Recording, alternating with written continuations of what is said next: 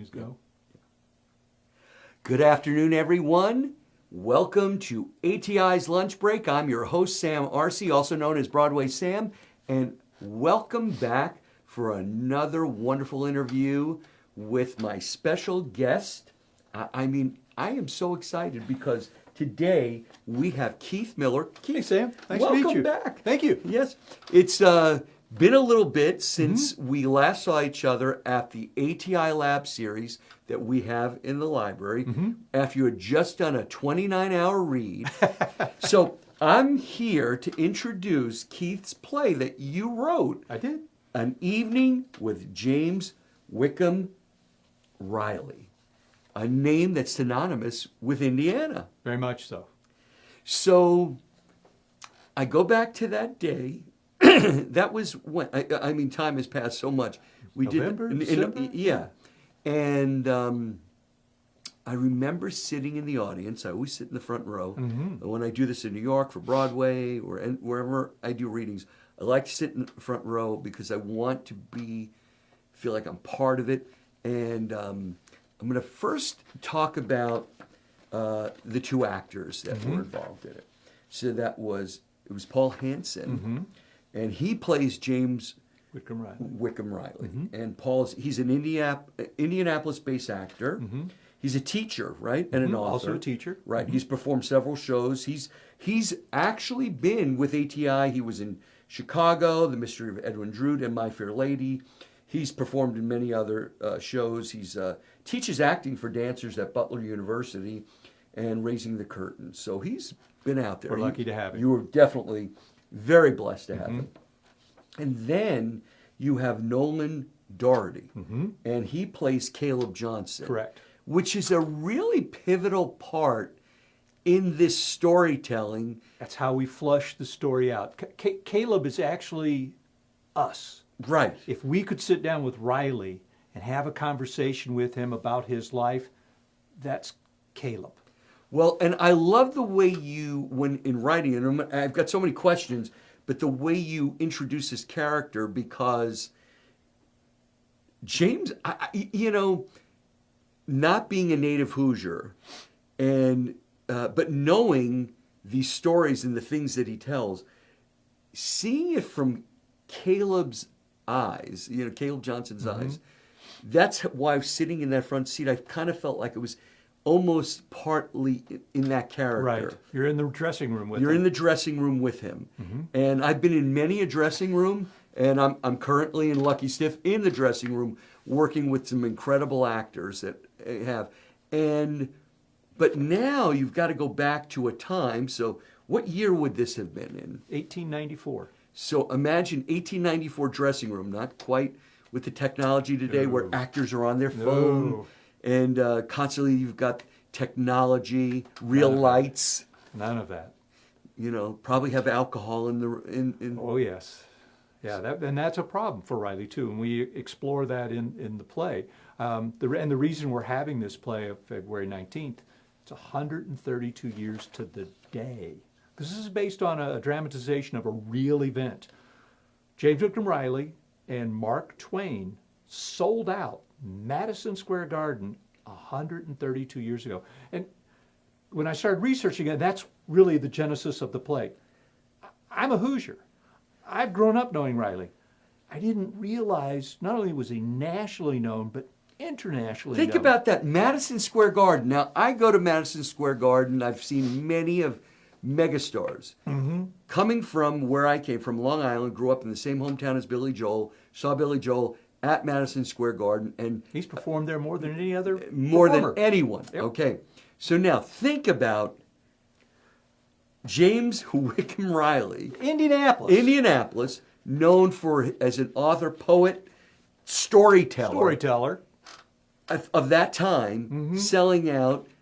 Of course, the arena was different, but how many people would have come to that? That's a great question. And I don't know, but I know he also sold out the Grand Pavilion in Boston 2 weeks before. And that's when he drew that picture. That's a caricature that James Whitcomb Reilly himself drew as a Valentine's card to his sister. Wow. So when Chris Mize at the Reilly House in Lockerbie found that drawing and allowed us to use it for our play. And it is incredible. And I think the other thing that really sparked my attention when I was researching this is A, that Reilly had performed with Twain, and B, that Twain hated to perform with Reilly because Reilly blew him off the stage, upstaged him completely. And it's like, oh my God, the image I have as a Hoosier, I see this painting that Sargent did of Reilly, and he's later in his life, he looks very stiff, very formal, very proper, and you don't see who he really was in that painting. And as I thought about it, Reilly was the Robin Williams of his day. He was a showman. He was a character. He was unstoppable on the stage. Very comedic. Very comedic. And that wasn't Twain at all. He was there to do his reading. Reilly was there to get a laugh. Right. And I think when the audience comes to the show, they're going to see that. In the opening piece we do, we even have fun with that Twain hated to follow this story. Hated it. And I don't think anyone in Indiana really realizes, while we all know Reilly was known for his poetry, he had funny stories. He was a doublespeak expert. Right. And while that's not in the play, because it would lose something today. Today's audience is too sophisticated. They wouldn't get the humor. But that doesn't mean he still didn't just tell funny stories. And that's what we opened the play with. It was interesting that you say that, because when you listen to the storytelling and then his spoken word, for some they might say, especially a younger audience, it's like, what's that? Yeah. What's he saying? Yeah. And is he... Is this an uneducated man? Right. No, not at all. He is an extremely, and all his words are so well picked and tie in together. Right. Now, Twain also, same thing. Samuel Clemens, Mark Twain, same thing. But it was an era, a time, right. And they had to be prepared. Who were their audiences? Who's your audience? Who's your audience? Hoosier. Hoosier, yeah. In his case, Hoosier audience. And that's what he was writing for, too. Imagine, I'm from Indiana, and you can hear the twang in my voice. We have a twang if you're from Indiana. Well, especially back then. Oh, back then, because even you had a concentration of people from southern Indiana, so you had a Kentucky influence, Missouri, but definitely from that Cincinnati, but more of that southern part. How do you write that? Nope. And that's what he was trying to do in his poetry. He was trying to express that dialect in his poetry. Real speak. And then how do you read that? How do you interpret that? And I think some people then thought he was a buffoon, thought he was, like you say, uneducated. And that led to a lot of obstacles to him breaking in out east. And even today, it's why he's kind of fallen out of favor. A lot of those in literary feel that he's too accessible, which I hate that term. The levels of his poetry, while at first glance we all can enjoy them. When the frost is on the pumpkin and the fodder's in the shock. That's one of the poems we do. And it's just a great story about autumn in Indiana and bringing in the crops. But as we've been examining it, and I got to give Paul Hansen, our actor that plays James Whitcomb Reilly, this was his observation. As he's diving into this poem, his idea is it works at a couple levels. When the frost is on the pumpkin and the fodder's in the shock, fodder is the food or the feed for the livestock. Right. Well, his interpretation is the frost is on the pumpkin, we're getting a little white hair, right? Yeah. And we're getting a little bigger. It's about growing old. Right. And they even talk about being bareheaded, going out to feed the flock. It's so reverent. He's talking about, well, you're bareheaded when you go into church. And he's treating this whole experience. You take your hat off. Right. So it's a reverence to God or just to what you feel if you work the land, and now that the season's over and you've been blessed with a great crop, how happy you are that you have all this now to share. He knew his audience. Yeah, he knew his audience. So it works on lots of levels. You can just enjoy the poem for the poem, but you can also go a couple layers deeper. And I think, I don't want to give too much away. We want people to come, plenty, Absolutely. great tickets available. Well, let me tell you this. So You enjoyed it, right? I saw the 29-hour read. I saw the actual presentation from the 29-hour read, and I thought, this is really, really good. And what that does is that's just the working of your play that you brilliantly wrote, and that takes you to the next level. Right. So that gives you a chance for the actors to work it through. Now, on February 19th at the Tarkington, here at the Allied Solutions for Performing Arts in Carmel, right here, you're going to get, like I say at ATI, Broadway in your backyard in the Tarkington, to hear this spoken word, but the way Reilly would want you to have it. So by having this evening, which is going to be representative and benefiting Reilly's Children Foundation, you're going to have Paul Hansen and Nolan Doherty, two actors, because there's two. You're going to imagine that Mark Twain is somewhere in his dressing room. He gets referenced. Referenced a lot. Yep. Lamenting Yes. about what's happening because the Robin Williams of the day, before Robin Williams was ever thought about, James Whitcomb Reilly is out there stealing the show, has them eating out of the palm of his hands, and this young man has got the basically backstage relationship and really getting to know as Caleb Johnson, played by Nolan. Right. So when you wrote this, how did you kind of develop this relationship? It's a great question. When I found out about Twain and Reilly at Madison Square Garden, that's when the idea of how to stage this. How do we find out about Reilly? Because I was learning so much through my research about Reilly. How do you tell it in an entertaining way? You know, Dr. Van Allen wrote the biography on James Whitcomb Reilly, and I used a lot of her reference material for the play. But that was an academic work. How do we make this in an entertaining fashion? So that's where it's like, okay, we need somebody for Reilly to bounce the story off of. And this is where I also have to credit our director, Richard J. Roberts. Initially, I had Caleb as a reporter, and he was there to interview Reilly. So that's how we could find things out. We're asking these probing questions. But it lacked a relationship. And so Richard... Because that could be adversarial. It'd be adversarial. And Richard very wisely suggested, maybe we should think about it this way. Have you thought about that way? And I liked it better. He had a much better idea, so we were able to save a lot of the Reilly material, but then rework it. So when Caleb's asking these questions, he doesn't really know the answers yet.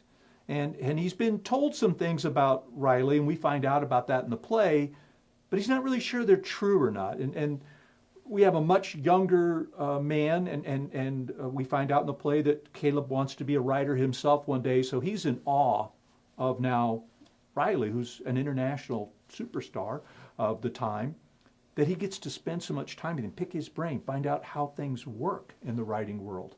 And that's a fun relationship to see develop. And there's little subtle cues we give in the play that you see it developed. But I just want to go back real quick. It's worth the price of admission just to see Paul do the opening bear story. Audience is going to love it. No one probably in Indiana has ever seen it. Even devout Reilly fans probably have never read it. It's hilarious. Paul does an amazing job bringing it to life. But later, there's scandals in Reilly's life, and we talk about them. And there's one chilling poem that Paul will do that, I doubt that any true Reilly fan knows about it. And his delivery of it, it's just eerily beautiful. It really just grabs you. And I think if you ever thought Reilly was just like a children's poet, or he just wrote this nonsense, this gobbledygook with these funny accents, when you hear Paul recite Leonine, I'm getting chills just thinking about it. It's going to grab you. It's going to grab you, and you go, "Oh my God, this guy was a genius," and he was, but he just didn't get that respect for the longest time, and again, he's fallen out of favor in modern times. Well, that leads me to ask this question: what inspired you? I mean, as you say, the hairs stand up. You know, what inspired you? Because as a writer, this is your first play. This is my first play. I'm like Caleb Johnson, except 50 years older. I've always wanted to be a writer, but I had pursued a different type of career. What did you do? I was a sales executive. I had my own company for years, sold it, retired for a year, and then I went to work for the manufacturer that I distributed for, and then I retired from there. But this is something that you've always wanted. I always wanted to be a writer. I've gone to writers' workshops. I've submitted small pieces. Always written small things, but I've never had the time to devote full time to it. But you had the passion. Had the passion. The day after I retired, that first Monday morning that I didn't have to put my suit and tie on and go to work, I went down to the Indiana Historical Society and I began research on Reilly. I was able to do a bunch of work online. So you knew Reilly was your person. I knew Reilly was my person. Okay. And there's a longer story about that, but I knew Reilly was my person. And I had to get this idea out of my head so I could move on to write something else. I had other things I knew I wanted to write on. But this was the first. This was the first one. And it's been a 3-year journey from that day That's a commitment. to now. That was a commitment. But it was fun, and it was the learning, and I've always loved history, and so when you dive into this history, you know some of it. You knew about the house in Lockerbie, and you knew about the hospital, but Reilly wasn't even alive when they began construction on the hospital. Sure. He had no involvement with it No whatsoever. idea. No idea. Right. So how did that become involved? And when you go to the Historical Society, you're actually getting to touch, which I really was shocked, letters that he wrote, things that he had in his personal Did they position. make you put gloves on? They did not make you put gloves on. Really? I was kind of surprised about Wow. that. DNA to DNA. DNA to DNA. But You were a little closer than you thought. a little closer than I thought. But it's amazing then the stories you can find. It's like, oh my gosh, this guy was so multidimensional. I had no idea half of this occurred in his life. And you stop and think about it, it's like, well, he was a real person. Of course he had these trials and tribulations. Of course he had successes. Of course he had failures. But he had a lot of foibles too. He had a lot of weaknesses. And idiosyncrasies. Idiosyncrasies. I love that you said that, because so many times I think we put people on pedestals. Yes. And we forget that we're all just human beings.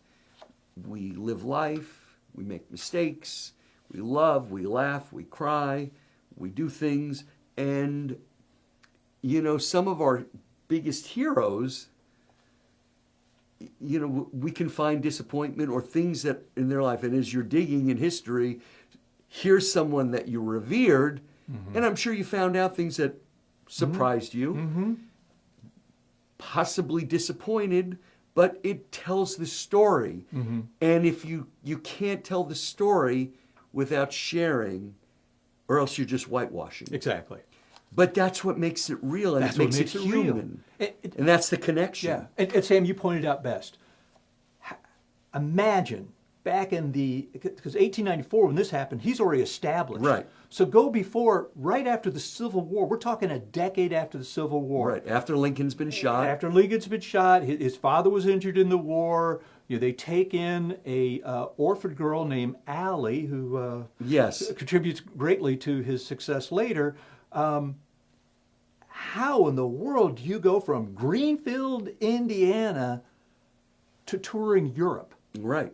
Well received, well compensated, admired by Dickens, admired by Kipling, Longfellow, all of the literary giants of the day. Where Van Gogh died basically penniless, cut off his ear. Oscar Wilde. That's right. Penniless. And yet, if you own one of their pieces, Oh, you're very wealthy today. right. So Reilly, luckily, his sister had the good sense of marrying a man with a head for business. His brother-in-law, Henry Idle, is the one that finally gave Reilly lasting prosperity, because Reilly, the money just came in and it went out. It was in and out. In and out. He had no head for that whatsoever. So He was an artist. He was an artist. We talk about that in the play, but so he was able to enjoy the last part of his life in prosperity. He was still very charitable. He left a huge donation to the Central Indianapolis Public Library to really establish it, and was also very charitable with his time. He encouraged other writers. There wasn't a competition. And he knew Booth Tarkington, so it's really interesting that the plays at the Tarkington, because Booth Tarkington was one of his friends. Isn't that amazing? Isn't it amazing? The connection that you put together. And so you did this in connection with Actors Theater of Indiana. I know you've been working with Darren Morell, who is our Associate Artistic Director. Darren's the one that saw it. Right, saw the labs and brought it there, and he's our production stage manager, and Judy Fitzgerald, our artistic director, our rehearsal We say stage Judy manager. with the good voice. Yeah. Because Judy has an amazing voice. And, it's and beautiful. She's played our MC, at the Yep. lab series, the library. But the other thing that ties in here too, and I just want to mention Yes. it real quickly, this is a fundraiser Yes. for Reilly Children's Foundation. Absolutely. I had a personal connection with Reilly Children's Hospital. I'm very fortunate that my children didn't need care there, but if any parents ever had a child that had to be at a hospital, Reilly's amazing. But Reilly Hospital, during my sales career, when I was just a very young sales guy starting out, was one of my first large successes. And there was a project manager there named Dick Sutton. And Dick Sutton taught me the value of being a good salesman. He would see guys in the hall, other sales guys, call them OTOs. I didn't know what that meant. I said, Dick, what's an OTO? OTO, what does that mean? Order taker only. Order taker only. Okay. And in Dick Sutton's world, that was as low as you could be. Right. And I was sharing this with Don Altmeyer, who was the principal architect for that project. He worked for Boyd Sobray before his retirement. And Don just laughed because he heard Dick say the same thing about being an OTO. You just weren't of any value to Dick if you're an OTO. So now all these years later, I had a great career, been very successful. My wife and I get to live an amazing life. And now I can do something for Reilly Children's Hospital while I'm finally realizing my own dream. So it's a win-win for me. It's your give back. It's a give back. So it's very fun. Totally understand it. Please, everyone, come to see the play. I know the tickets are a little more expensive than normal, but again, this is a fundraiser for Reilly. I'm going to change. Okay, I'm going sorry. to change the narrative of it. It's not expensive. You're investing in seeing great theater, and the money that's raised for this is going to a great cause. Absolutely. So that's what you're doing. When you invest in theater, and just like Actors Theater of Indiana is a non-for-profit, we couldn't give you the great productions that we give you without the support. So it is an investment, putting on a great production. And you have some great sponsors. So you have A. Wilson Interiors, MVP. So what does MVP do? MVP, amazing young man, Scott Meisner. He does complete renovations, remodeling, new construction. Very active in the Carmel area. And then you have CM, so that's Coffee Medical. Coffee Medical, Chris Coffee. I've worked with Chris for years over my career. The most consummate salesperson I ever met. He's the, my goodness, I think he's both the Midwest and Western distributor for Philips electrocardiographs and everything. If you're a doctor, if you're a hospital, and you need an ECG machine, call Chris Coffee. He's the man. And then there's Catherine and Josephine. Which I see that beautiful thing back They're a here. local jewelry designer, and then she also has the other company, Jewelers Row. Jewelers So Row. Catherine and Josephine, a little higher end. Jewelers Row for your everyday baubles and beads. And then luckily we have our attorney, John Bishop, who's a partner with Lewis Wagner and Trimble. Lewis Wagner and Trimble. So they helped us sponsor it. So more of the proceeds of the play can go to Reilly. And that's what they all signed up for. And then we did some crowd fundraising as well. I wanted as much of the ticket sales as possible to go directly to Reilly. So that's how we produce things, is by getting the support so that more of the dollars go to the charity that you're doing this for. It's rewarding when people agree to sponsor, but it can be a little frustrating sometimes finding them. Well, I know it's not easy. And then you have a wonderful director, Richard J. Roberts, who he did for ATI She Loves Me and Violet, and he did a reading of Two Henrys. He's done productions of Sweeney Todd. He's also at our studio theater and also with the Carmel Symphony. He's just had so many great productions. So you have put together an amazing group of people for this one night only, Thursday, February 19th, which is coming up Next Thursday, a week from tomorrow. A week from tomorrow. And that's all. You know, I have to thank Darren Morrell. Darren assembled the team, the actors, the director, and again, Richard's been fabulous to work with. He's helped a brand new playwright come up with a great story. And I also want to thank you've been working with Meg and Associates. Oh, Meg my Osborne. gosh. She's been real helpful to you, hasn't she? Meg is a powerhouse. If anybody needs promotion done, contact Meg Osborne. We've done 2 appearances on Channel 8.